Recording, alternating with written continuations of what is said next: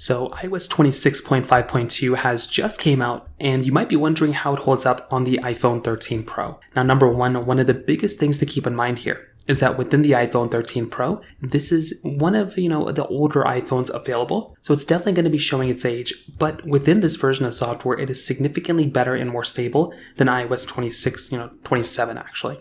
Now 26.5.2, what it mostly brought was just bug fixes and improvements. So there are specific issues where there were some web exploits. So if you went on Safari, there would be some, Safari exploits potentially that could cause some ways of some data leaking or some ways to get your data kind of, maybe stolen in some ways. So Apple went through and pushed out this update, and this is a very, very important update. So I would probably recommend every single person out there to go through and install this particular version of software, because it's going to end up fixing and addressing those issues, and it's probably going to help alleviate some of those problems that you might be running into as well. So it's going to be better, it's going to be more stable, it's definitely going to be the right way to go, and this is the direction I'd recommend mostly everyone to go through, is basically install this version of software. So in terms of that basically covers it up there. If you have any other thoughts or questions, please let me know in the comment section below. Hit the like button, that would mean so much, but definitely hit that subscribe button. More importantly than everything else, I love every single one of you guys. Hopefully I'll catch you guys in the next video. Peace out till then.